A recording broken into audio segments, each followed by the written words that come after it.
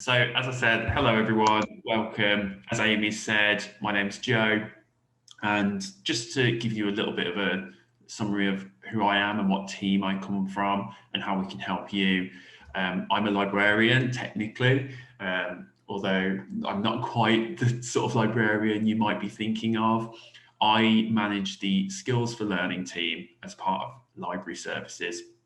So, our team basically supports you as students in the what we call soft skills. So things like your research abilities and how you find literature, your referencing, your academic writing, and structuring your assignments, presentation skills, all of these things which aren't subject specific. We're not going to tell you how to write about business or nursing or whatever you study, but we do support you with putting your work together.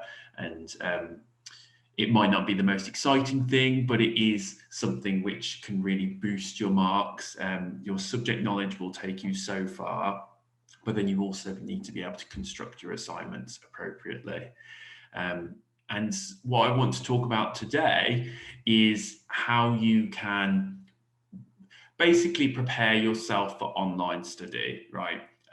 It's quite a light workshop today. It might not even last the whole hour, but what I'm hoping for is some Q&A, some questions that you might have or concerns maybe. If you do have any concerns about studying at least partly online, then this is an opportunity for us to talk about it. And what I will do today is talk you through what you can expect. Because it's been a really insane time, right? We've all had to move online. Whether that's, well, most of us have, some of us haven't, of course, but in education and especially in university education, my team, almost all teaching as well, has been completely online since last February. And whilst we are starting to move partially back on campus, this can only be done on a small scale for now. So there is still going to be a significant amount of online learning for you come September or whenever it is that you start. So this is just your chance really to get comfortable with that idea and see what it's going to look like for you. If anybody does have any questions, as Amy said, put it in the chat or feel free to just speak up on the mic. I promise I won't bite. So as I said, a bit of an overview of what it is we're going to be talking about. I would just say thank you. If you don't have a question, if you could just make sure you stay on mute, just so that we don't get background noise. And that's something we'll come to actually later. So that's the kind of thing we need to be thinking about. So an overview of what this session is going to be. We're going to talk about equipment, so hardware and software, but we're also going to be talking about things like online etiquette, group working, and how to present as a group when you're online. And then we're really going to spend a good bit of time looking at the different online platforms. So what it is that you're actually going to be using as your classroom online and how you can make the most of it. It's, I think, for the most part, not too technical.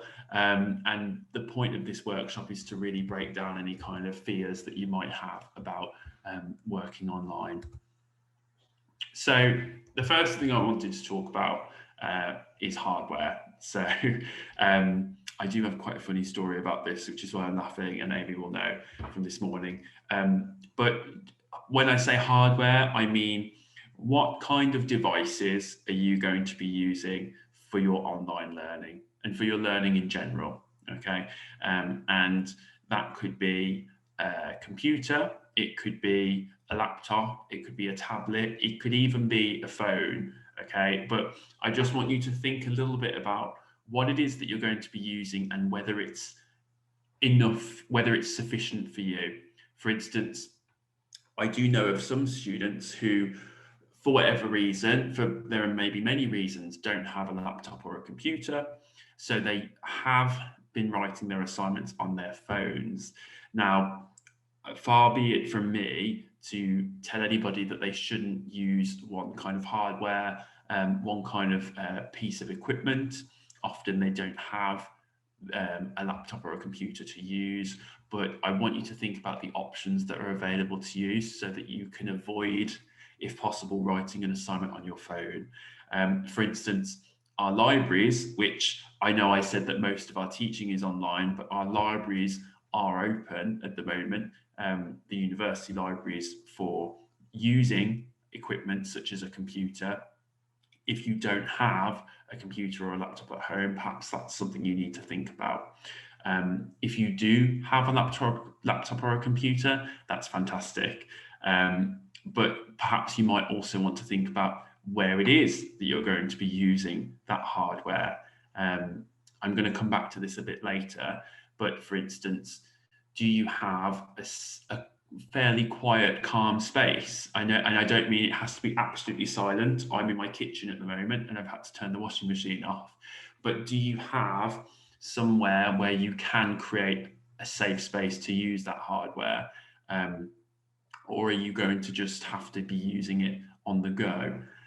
Ideally, you will have that safe space. And I would just encourage you to think about that now. And if you don't, then think about things like, can you use the university library? If you're international and abroad, are there any libraries near you that you could use instead? Public libraries, for instance. Just have a think about it. That's all I would say. And I'll come back to hardware later because it's not the most interesting topic. A few other things to consider with regards to hardware, as I say. So, sorry. A few other things to consider with regards to hardware, and just using your hardware in terms of where you are, right? That topic that, that issue I've just mentioned of thinking about where it is that you're working. Are you in a safe, quiet space? If not, for instance, if you have to work in a coffee shop, that's okay. You know, I can't question where it is that you're going to work, but if you've got a meeting with your supervisor or your tutor, or if you've got a class meeting, is that environment going to be distracting to them? Or is it going to be professional? Is it going to be calm? Is it going to be something that is going to show you as the dedicated student that I'm sure that you are? If not, then perhaps that's something you need to think about, not just because of what others think, such as your tutors, your supervisors, or your student colleagues, your peers, but it's important for you as well. And this is something we're finding with students now at the end of this year, is that how do I explain this?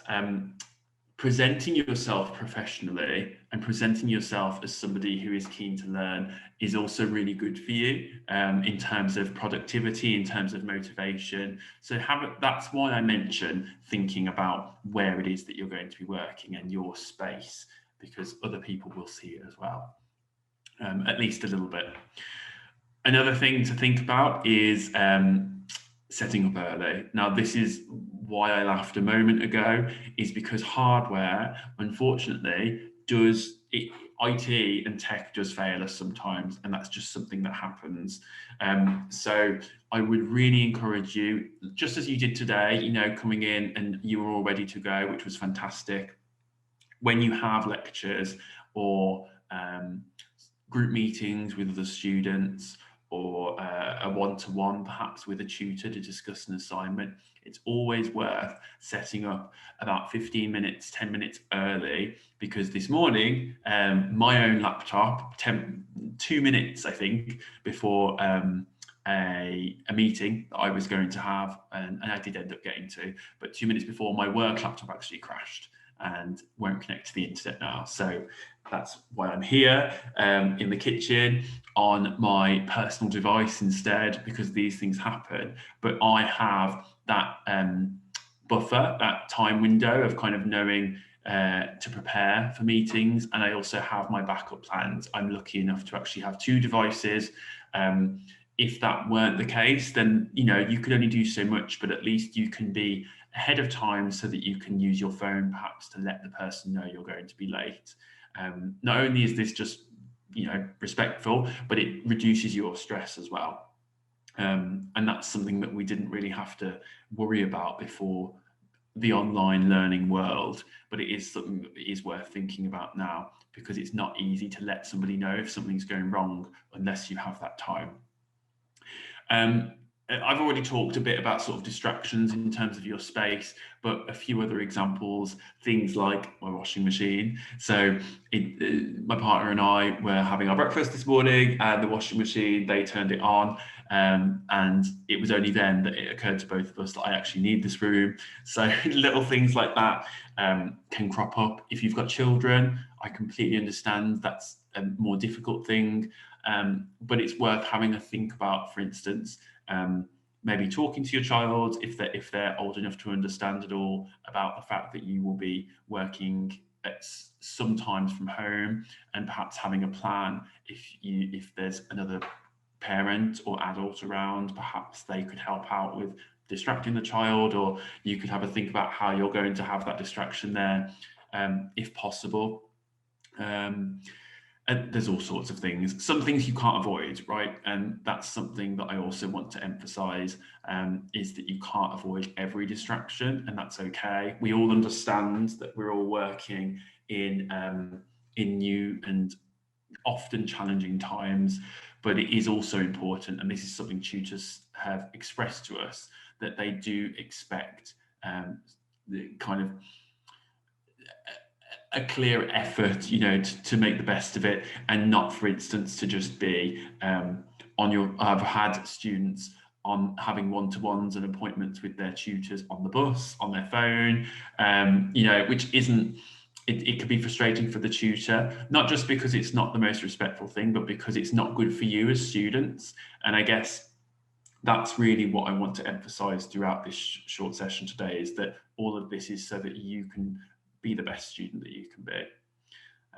And then lastly, another thing to consider when you're using your hardware, when you're on your device, is stay hydrated, okay? It's very easy to forget to do that.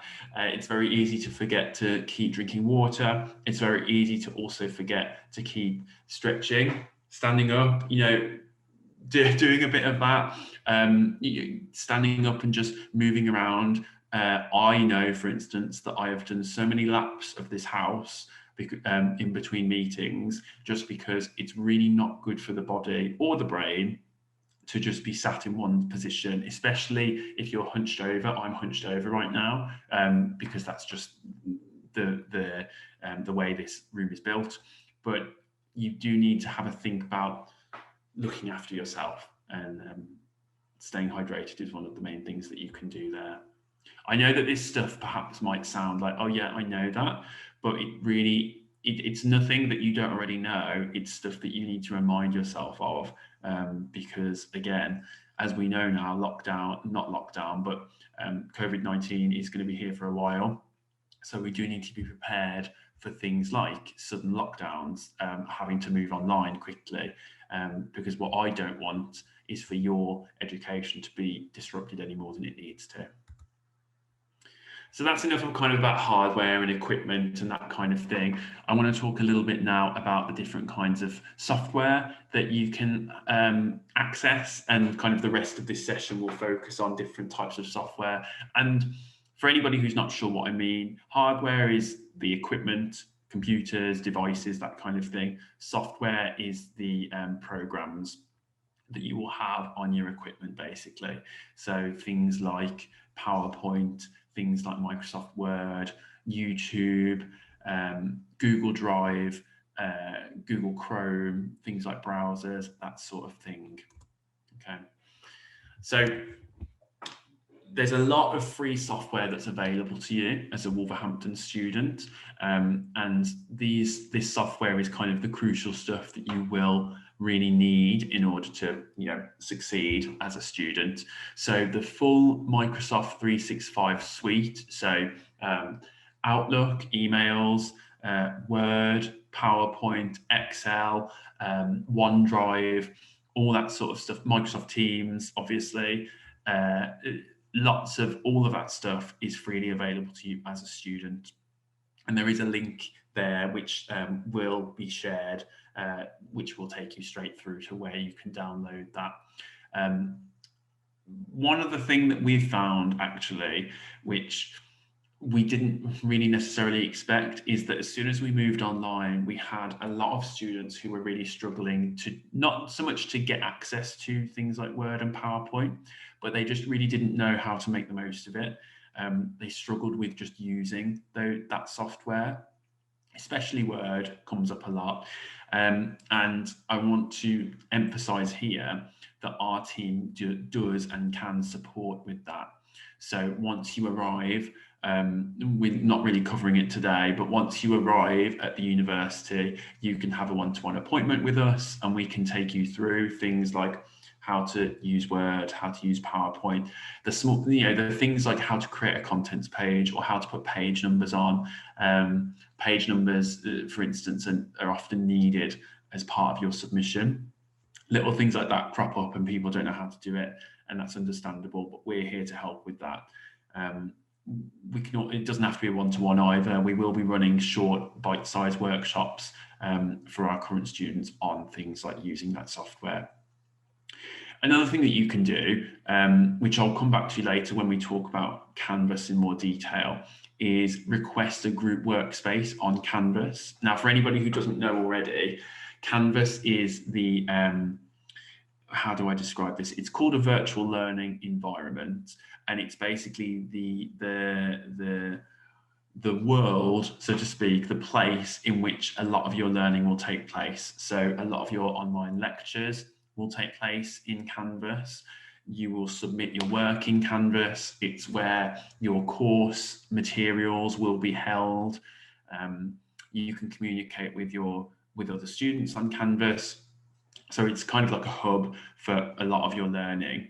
And if you would like a sort of online group workspace that's specific just to you and a few of your, let's say you've got a group of students that you work well with, or perhaps you've got a presentation or an assignment that you've got to work on together, and you could do with having that online space to work together.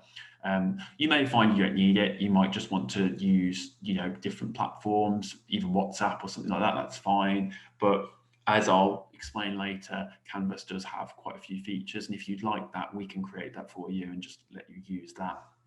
So that's something else that you can do. But that's kind of moving away from software a little bit. The point I want to emphasize here is that there's free software for you, and not only can you get it, but we can help you to actually use it too.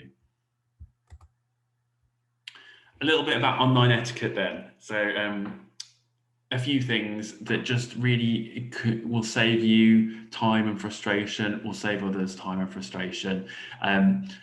If you don't have something to say or don't have a question, please mute your microphone. I've fallen foul of this, and I still do. It's easy to forget, but that background noise, things like the dog barking down the street or the traffic outside or whatever, the washing machine, when we're in our own homes, we forget that that's something that is noticed, but others don't. So just if you could keep that muted. Obviously respect others and be professional, right? So things like if you've got your camera on, I always welcome people having their camera on, but have you got your phone on and is it right under your face like this so that we can all see up your nose? Little things like that. I know it sounds silly, but they can be quite distracting when other people are in the session. So, being professional is quite important, even though we're students, this isn't necessarily our job.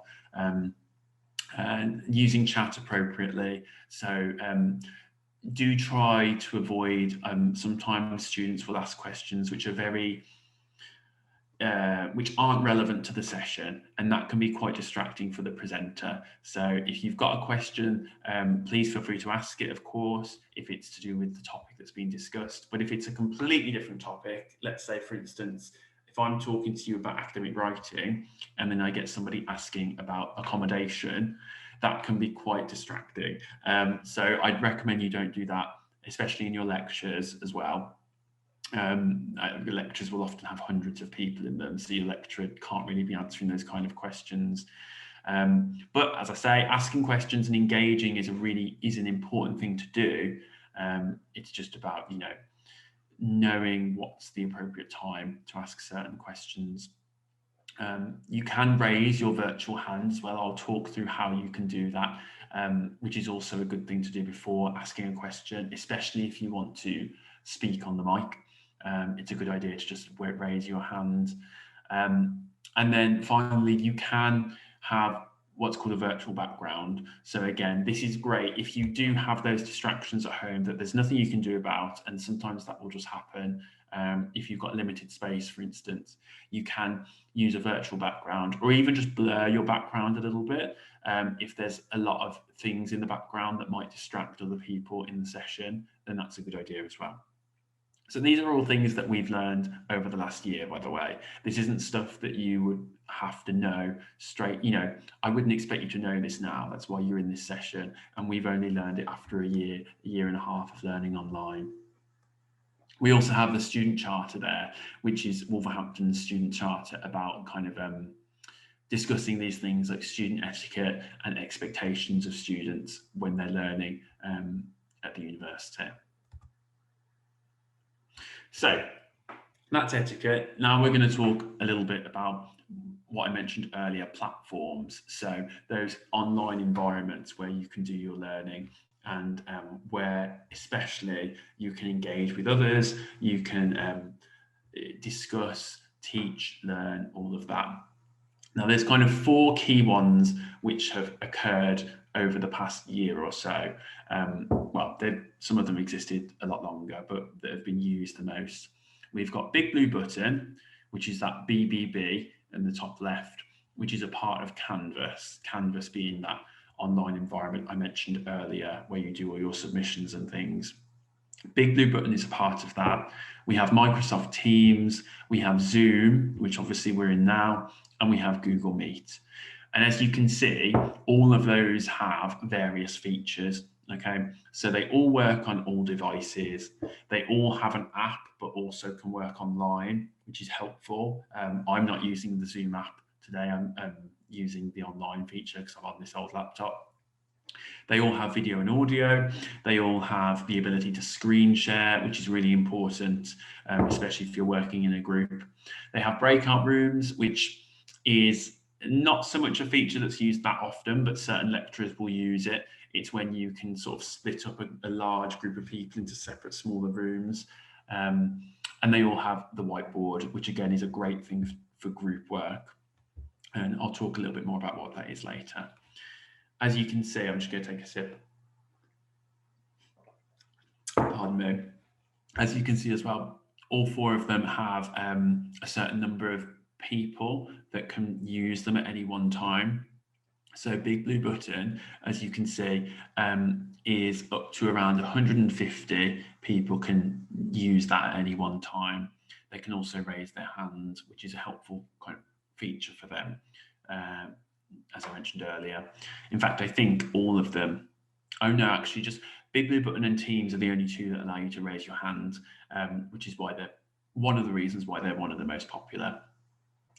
Teams has a lobby, which kind of allows people who are trying to get into the room, well, it allows the person who's in control of the room to keep them in that lobby until they're ready to enter. It also has things like it connects to your calendar, which is helpful, especially as a student. You will have access to your emails, you will have access to Outlook calendar, and all of that is connected to Microsoft Teams. So unlike Big Blue Button, if you set up a meeting in Teams, it will carry through to your student calendar as well, which can be really helpful. So you can see how these, I won't go through everything, but you can see how these different features emerge, and you might find that you prefer one over the other. Teams allows up to 250 as well in any one room. And then you can see Zoom and Google Meet have their own features as well. So firstly, we've got Big Blue Button. I'm going to go into more detail now about what it looks like, rather than just talking about it in theory. This is kind of what the features are, what the formatting is. If anybody has any questions, please do just shout out.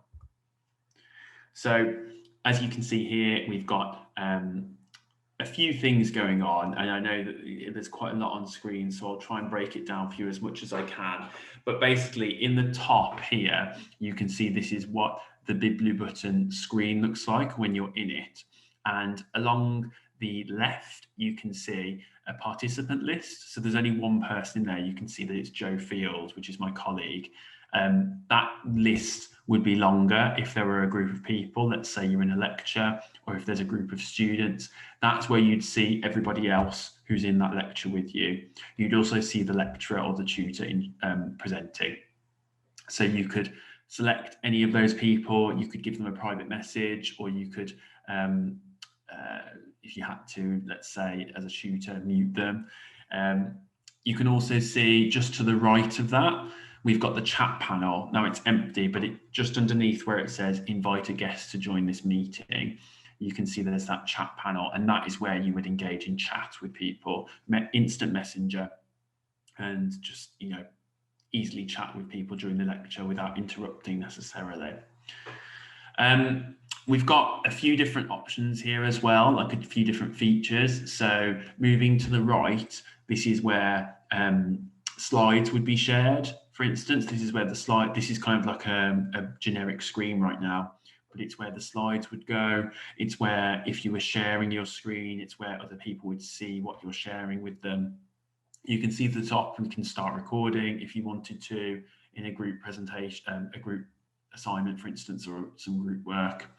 And then towards the bottom, you can see these four circles with icons, 4 icons. On the left, we've got a mic, which is your mute or unmute. So that's what you need to click if somebody asks you to unmute yourself or mute yourself. We've got the phone, which is how to sort of like hang up, basically, so to leave. We've got the camera, which is obviously to turn your camera on or off. And then on the far right, and not sorry, on the far right, but the furthest of those 4 in the middle, we've got what looks like a screen or a monitor with a cross through it. So if you click on that, then it gives you options to share your screen, and you can share everything. You can just share exactly what you've got in front of you, or you can do what I'm doing right now, which is just share a specific program. So I'm just sharing PowerPoint right now, or you could just share your internet browser, or just share whatever it is that you choose, and it gives you that option. So just so you know, it's not a case of, oh, if I share, then they're going to see all my Amazon shopping or whatever. You do have control of what it is you show.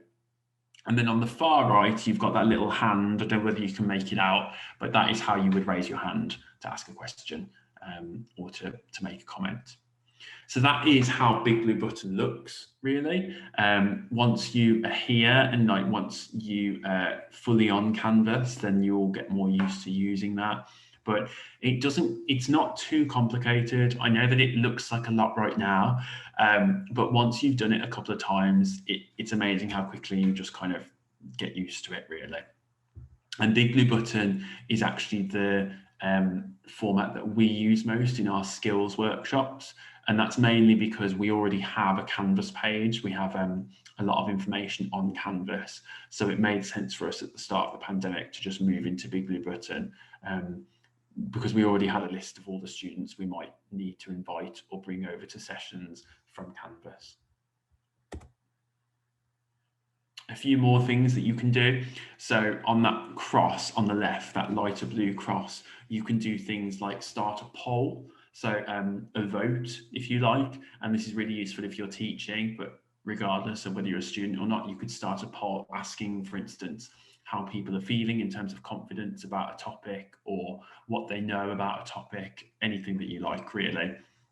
You can upload presentations. So rather than share your screen and share your PowerPoint, you can just upload the PowerPoint. That's an easy way to make sure that you don't have any issues with sharing.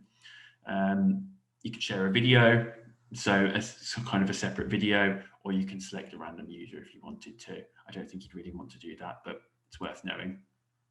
We've got some tools here as well. So along the right, you can see we've got this hand. I did say it's not that complicated, but I promise that it's not. This is all just stuff that you could know. You don't need to memorize all of this, by the way. But we've got these tools after you click on this hand. We've got things like a pen so that you can quickly just write or draw. You could just write in the chat, of course, but if you'd rather write on screen, that's fine. You can draw shapes, you can create a text box. They're all things that you can do. And I've talked a little bit about how you can mute users. As a tutor, you can create a multi-user whiteboard, which is quite useful if you just want people to quickly sort of write something in a way that's maybe a little bit more engaging. But personally, I think you could just use the chat. So if you want to use a whiteboard instead, go for it. And then a few more options up in the top right, those 3 dots. You can make it full screen, you can go to meeting settings, you can end the meeting as well. A few accessibility features which are worth mentioning. So you can mute or close the chat panel if you find it distracting, and we do find that some students find it distracting if they're getting messages in there. You can just select that cog, you can see, and you can mute all users, you can close the chat panel. You can also choose to make the presenter full screen. So that list on the left of attendees, if you selected the presenter, you can make them full screen, just so that if other people are on camera, you're not being distracted by them. Again, this is something that we found some students prefer if they have issues with focus, or perhaps prefer to be able to just focus on the one thing at one time. You can, again, on the top right, those 3 dots, you can make the screen full screen, you can zoom or expand or shorten it depending on what you need.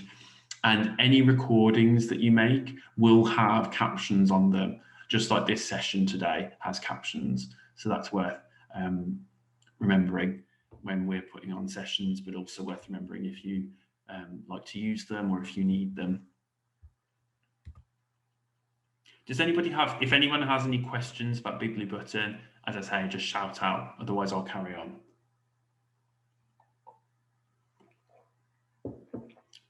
Okay, so Microsoft Teams is the next one. I've talked about Big Blue Button and how we use it in our team, but quite a few lecturers also use Microsoft Teams for teaching.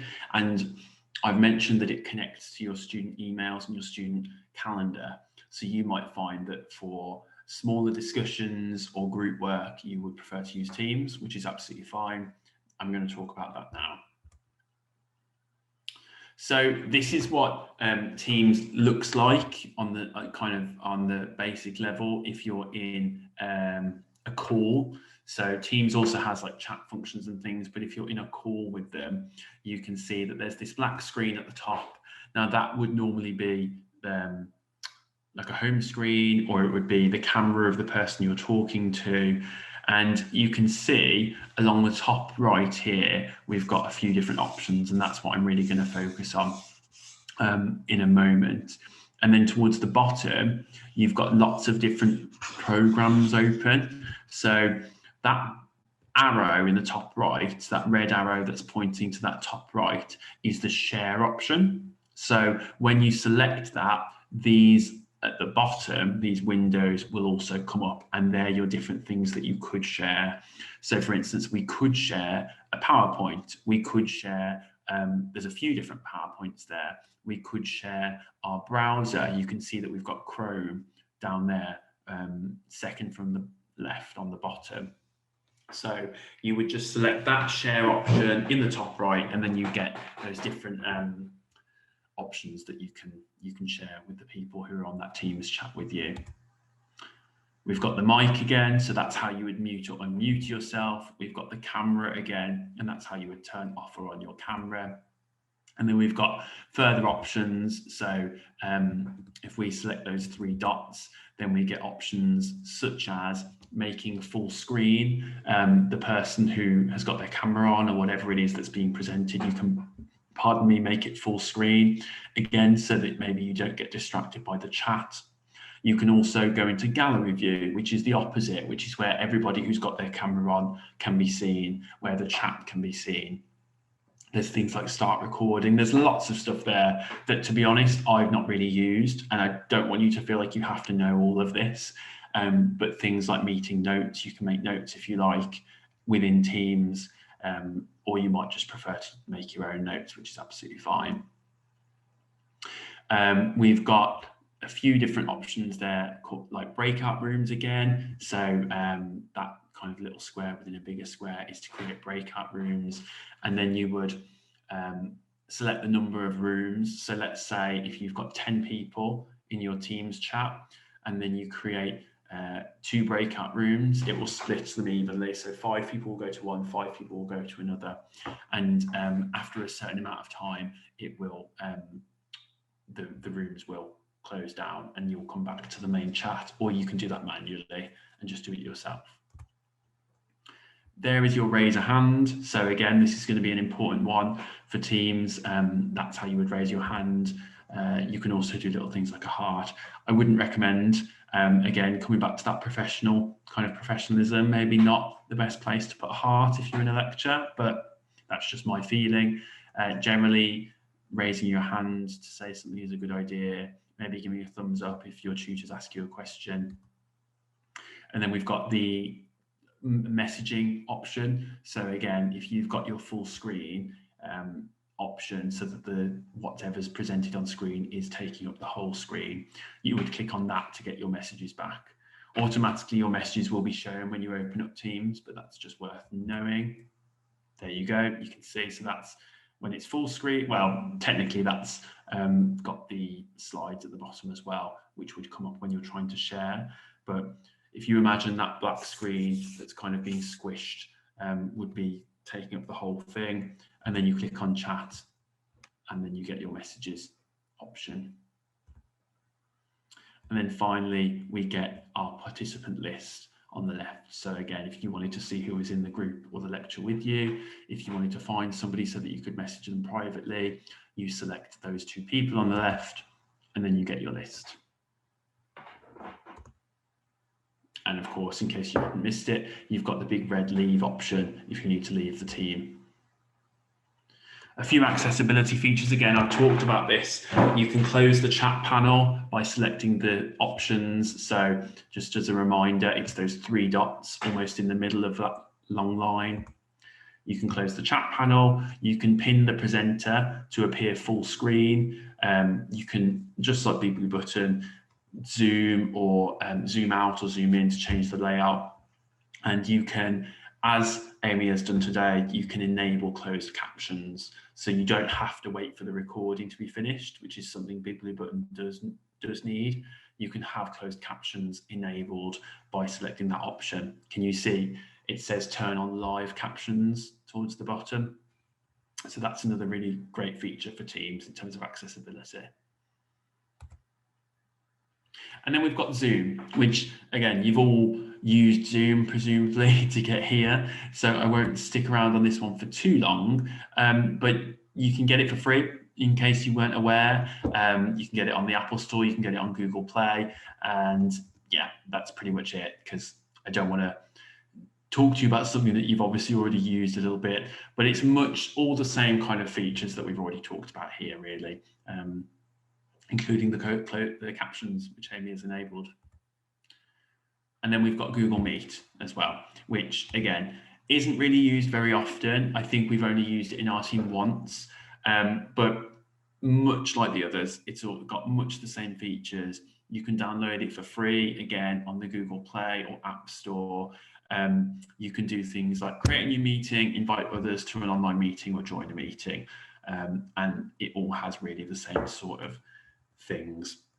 The reason I focus on Zoom and Teams is because they're the 2 systems that are used formally by the university. So it's just worth you having a sense of what they are and what they look like before you arrive. So a few things to talk about then with group work and co-presenting. I'm just going to take another sip. I mentioned at the beginning, or towards the beginning of this session, that you can have a group room, so to speak. I keep using the word room, but they're actually online rooms, but we'll call it a room on Canvas, or on, on Canvas, not Big Blue Button. Well, I suppose actually it is Big Blue Button technically. You can have an online room basically, which we can create for you on Canvas. And this is an example of the kind of thing that I would encourage you to be thinking about as a student, as somebody who's going to be working in groups, is how you're going to meet, where you're going to meet online, where it's going to be. Is it going to be in that group room on Big Blue Button? Is it going to be on Teams? Do you have something like WhatsApp that you'd rather use? Something like WhatsApp is a very good communication channel, not so good for things like discussing and presenting ideas. It doesn't have any of the features we've talked about so far today, really. And a few kind of lessons I wanted to remind everybody of in terms of group work and co-presenting that we've learned over the last year working with students. Try and be as organised as you can, right? Arrange those online meetings, and as I've said, think about where they're going to be. Think about what you're going to discuss. Is there going to be an agenda? You might not have a formal agenda, but what do you want to get out of these meetings? Because especially with group work, you can find that you all get together and then the meeting ends and you haven't really got a clear sense of what you got out of it. So make sure that you have that, and you also have those clear notes so that you can refer back to what it is you discussed. It goes without saying perhaps, but make sure you divide the content equally so no one person is having to pick up all the work. And think about where you're going to upload and share your content, the work that you're doing, so that you're not constantly having to email each other back and forth. Could you use Google Drive, that cloud storage, which I mentioned at the beginning of this session? Could you use OneDrive, which is a very similar thing, which you get access to as a member of the university as part of that Microsoft package? Create that shared folder with your colleagues, with the other students, so that you can easily upload things. And of course, then it's kept safe. You're not risking perhaps it being lost or deleted by accident. For the presentation, obviously have a think beforehand about who's going to present what and talk about, and practice, right? Practice presenting, practice doing it in an online format, because it's worth just having that run through if you're going to be having to do it in a new way on Big Blue Button, on Teams or whatever. And just a reminder as well, I said at the beginning, I think, but our team does offer support for presentation skills. So that's something that you can rest assured you will be able to ask us about once you arrive. And then a few other logistical things you need to think about. Will you record the presentation? If so, that's great, because it does allow for those captions in things like Big Blue Button. Are you going to use webcams? Are you going to ask people to take their cameras off if you're recording, for instance? And then things like just remembering to mute when you're not presenting, especially if you're recording. And then one final thing in this page, which we're doing at the moment, actually, that Amy and I are doing, is have somebody monitor the chat. So if you're working in a group, it's a great idea. If one person's presenting, have at least one other person looking out for questions in the chat, because it can be quite tricky to keep an eye on both. And that is, I mean, pretty much it, actually, in terms of group working online, in terms of engaging online with your studies and making the most of platforms. There's lots of links, which I believe Amy will, or I'm not sure whether she's shared the slides yet, but there's lots of links here to our support page, to our email address. You can see at the top there, which is something you're more than welcome to contact us on. We've got a digital skills support page, which covers a lot of the things I've discussed already, things like how to use Big Blue Button and Teams, even kind of like top tips for using Word and PowerPoint and Excel. But we also have a digital services team, which is our IT team, basically. And these are the people that you would go to if you had issues with your device, for instance, or issues accessing Microsoft. Like practical issues, like if your account wasn't working or something. And then you've got links to the all the different platforms I've discussed today. So Biblibutton, Microsoft, Zoom, Google Meet. And that's pretty much it from me. I think now we've got like sort of 10 minutes to spare. I really wanted to give everyone an opportunity to ask questions because we've talked about quite a lot. And I know I've kind of whizzed through quite a few different things. Would anybody like me to go over any of the screens again, any of the kind of Teams or Biblibutton screens? I'm just scrolling back now so that we can have a look. Or does anybody... Jo, Faye's got a question. Oh, yeah. She's asking, how do you get the free Microsoft package? That's a really good question. So I'll come back here. So we've got a link here. Hopefully you can see that now on the right, that wlv.ac.uk/ITS. If you go to that web address, it will appear, that's our IT website, and it will give you the relevant links and the downloads so that you can get access to that Microsoft suite. I'm not 100% sure, and if somebody wants to check, I'd be glad to know whether you get access now because you haven't enrolled yet. I think you might have to enroll because your like student email address and stuff has to be live. But as soon as it is, that is the link to go to, and that is where you can get access to all of that suite. Hopefully that answers your question, Faye. Yeah, she says thanks. No worries. Any other questions, anyone? Or please don't feel like you're the only one if you've got a question about sort of, oh, I want to see that again. It's a completely new world, so you definitely won't be the only one thinking it. Or maybe you're all just really confident. We've got another question from Uma. They say, if anyone has a laptop, should they bring it onto campus? I mean, absolutely. And there's nothing wrong with you bringing your laptop onto campus. The only thing I would say is just give yourself a bit of extra time so that you can make sure that you can connect to the campus internet. It shouldn't be a problem. Shouldn't have any issues really, but every now and again we'll have a student who comes in and they come in to see us about an appointment, and then they are will say offhand, oh, I can't get to the internet on this laptop, and I can tell that they've just dealt with it. Not dealt with it, they've just put up with it, which is a real shame. So give yourself, if you've got a lecture, for instance, and you're coming in for 10 a.m. or whatever, maybe give yourself those 20 minutes, 30 minutes, just to make sure that you're connected, make sure you're ready to access what you need to access before your lecture. And if you can't, for whatever reason, get onto the internet, then again, I'll go back to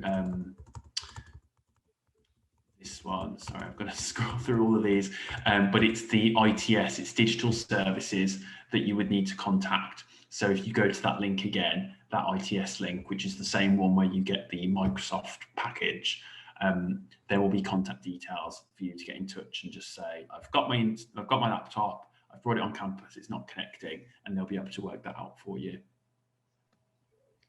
We've got another question from Francis. Yeah. Do students get to decide which online platform to use, or is it decided by the lecturer or university?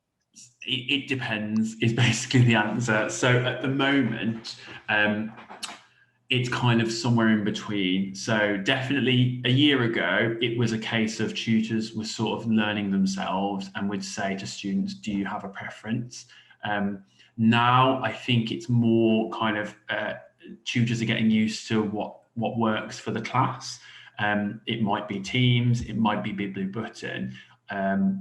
I would say if you do have a strong preference, perhaps for an accessibility reason, if there's one that really doesn't work with you, I would definitely recommend letting your tutor know, because it might be that they don't really have a personal preference. They've just gone with one of the two of them.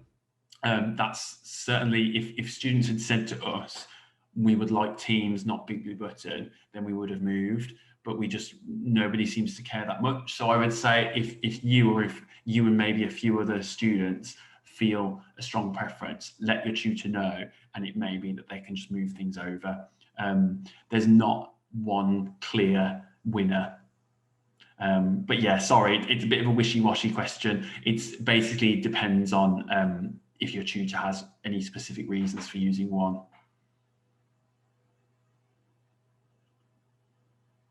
Not a wishy-washy question, sorry, a wishy-washy answer. See, the closed captions then told me that I'd said the wrong word. They're quite useful. Obviously, they're useful, but any other questions?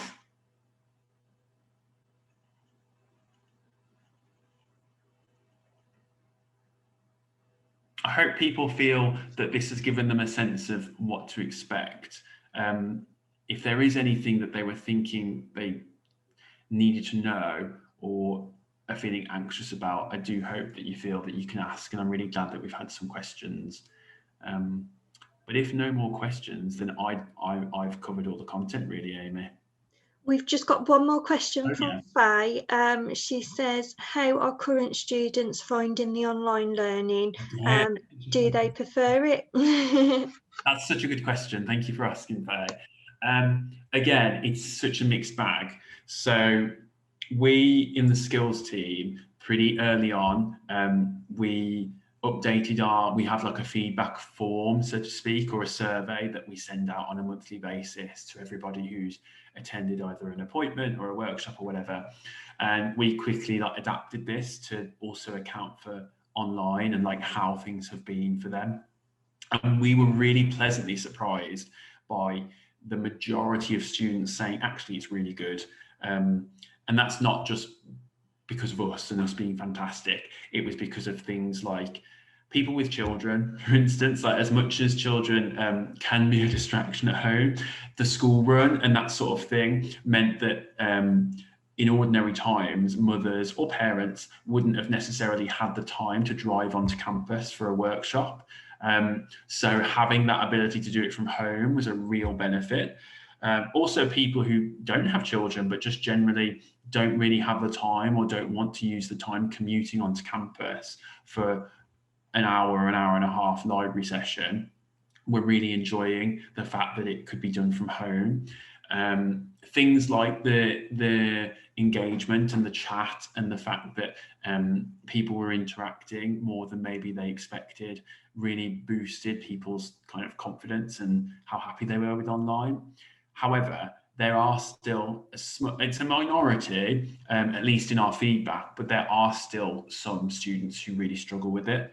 And that's something that we've learned not the hard way, but the long way, is that there are just some students who you can give them every kind of bit of access, you can make it as accessible as possible, you can give them all the fancy features in the world, but if you're not in the room with them and if they're not in the room with you, they're just not going to learn as well. And that is a legitimate way of learning. And for that reason, like I said at the beginning, we've slowly started to safely have appointments on campuses again.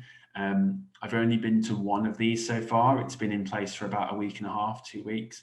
But when I did go in, all of our slots were booked up, and we had students who I hadn't seen or heard from since before the pandemic. And that's a real shame, is that they'd kind of dropped off because they just weren't as engaged anymore. But they're coming in now, which is a real positive. And that, I think, is what we want to aim for moving forward, is that proper mixture of the two. Is plenty of options for you to do it online, but if you need to speak to somebody in person about your work, then that's also going to be available for you.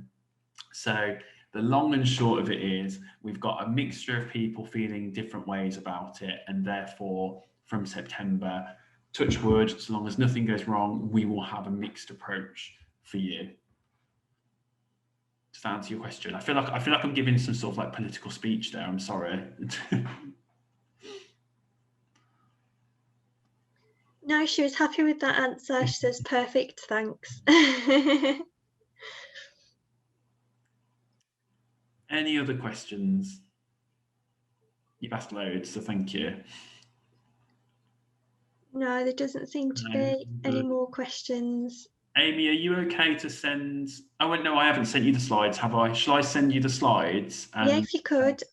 If you want to share them with everyone here, because it's the kind of thing that I think bears looking at again, just if you want to.